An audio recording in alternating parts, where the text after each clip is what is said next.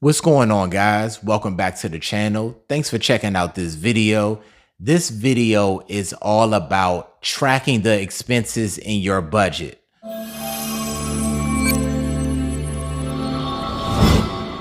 When I work with my clients, the budget is always going to be the foundation. I always start with the budget because the budget is the foundation of your financial plan, but also utilizing your budget is going to help with the decision making for any future financial decisions that you may have.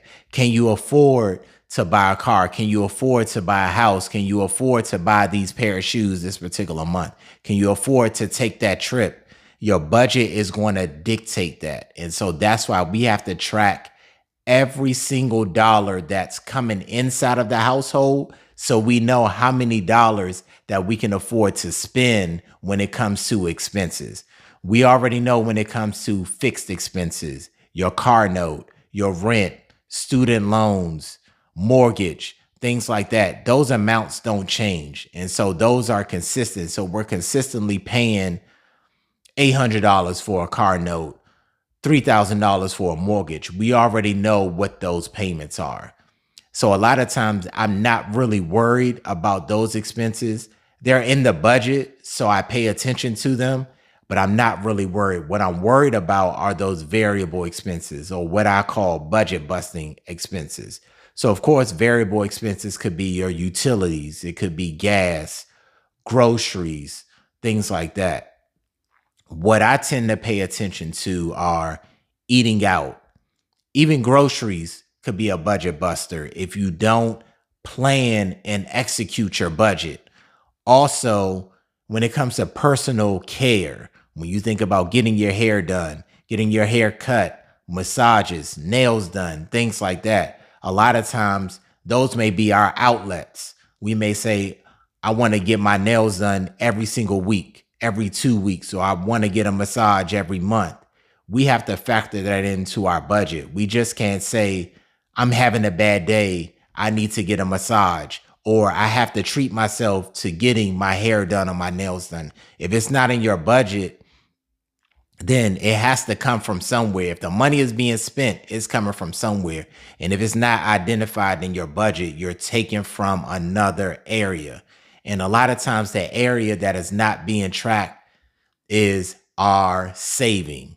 And we have to make sure that saving is included as well, because we pay off our mortgage, our car notes, even personal care, groceries, eating out, we take care of those. But when it comes to household items, that may not be included. So we see extra money in there, which should have been allocated for saving, but now we're making those runs to get toiletries. We're making those runs to go to a birthday party, go to a birthday dinner, travel, and what have you. But that should have been allocated for saving. That should have been allocated for investing. And so an exercise that I wanted to talk about in this video is a simple exercise. Coming into every single month, you should make a monthly budget, because it will change from month to month, from season to season, from whatever significant event is going on as well. Is it your birthday? Is it an anniversary? Is it a family member's birthday? So it may be extra expenses in that particular month that we have to take into consideration. And so coming into the month, we should plan. We should plan on spending X, Y, and Z in different buckets. Like I said, when it comes to the fixed expenses, we already know what the mortgage is going to be. We already know what the car note is going to be. We already know what the student loans are going to be. This particular month, are we planning on eating out more? Are we planning on staying in? And so our grocery bill is going to go up. Is it someone's birthday? Do we have to allocate more money for buying them a gift? Or is it a birthday dinner plan? Or is it an anniversary plan? We have to make sure that the budget is planned out as much as possible to the dollar, because if we don't, we may not be saving like we want to satisfy that goal, or we may miss something. So we may not know, or may forget that it was someone's birthday and we allocated money for that. But just because we saw extra money in our account, we went and spent it on a pair of shoes or a suit or a purse or what have you. And so that's why we have to utilize our budget to make those future financial decisions. And so once we have the budget plan, we're going to track it on a day-to-day basis, on a week-to-week basis. And so once we get to the end of the month, we can assess how we planned versus what we actually did. So we're going to pull up our bank statements and we're going to match it with our planned budget and see, did I go over in any particular area? Your fixed expenses are fine. You already know what those are. Did you buy too many groceries this particular month? Did you go over your planned amount? Did you eat out too many times? Did anything extra come up? Whether that's an extra day trip that you planned on or that you didn't factor in that allowed eating out to go up or your gas bill to go up as far as the amount of times that you had to get gas that particular month. Did that go up? Or whatever it could have been. Did we meet our goal? Did we exceed our goal? Did we not hit our goal? That's what we have to get in the habit of doing, following that exercise. Because my 4 words for this particular year are making sure that we're intentional. We have to be intentional in doing this exercise.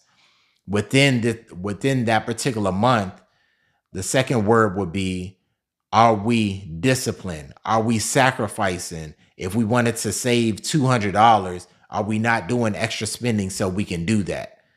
The next word is being consistent. Are we consistently creating habits so that we can make our goals, so that we're not going over budget? And then being accountable. Are we watching these videos? I have a workbook that has a template, that has a savings plan, that has an investment plan that you can follow on a month-to-month basis. And it also allows you to write down your goals. Did you meet your goal? Did you exceed your goal? Did you learn any lessons from the previous month? One of your to-dos from this video is to make sure that you get my workbook. And the workbook is going to break down your budget template every single month. It's going to allow you to write down your goals so you know the ones that you possibly missed or the ones that you met or exceeded. It's also going to allow you to do a review as far as what lessons did you learn from this particular month or from the previous month that you can take to previous months on your financial journey. So I want to make sure you put that on your to-do list to get that particular workbook, and also my ebook as well. It will definitely help you throughout your financial journey. So I hope this video was helpful in what your foundation is when it comes to your financial plan, which is your budget, and specifically tracking your expenses. Because if you don't have a handle on your budget, it's not going to allow you to make the necessary financial decisions that you need to make sure that you have a successful financial journey. So once again, this is Larry Poteet Jr. I'm your real estate agent as well as your personal finance consultant. Feel free to reach out.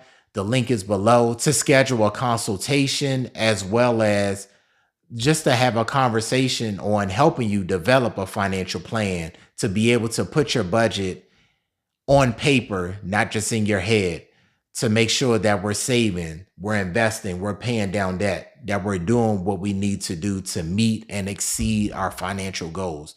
Have a blessed day. Hope to hear from you soon.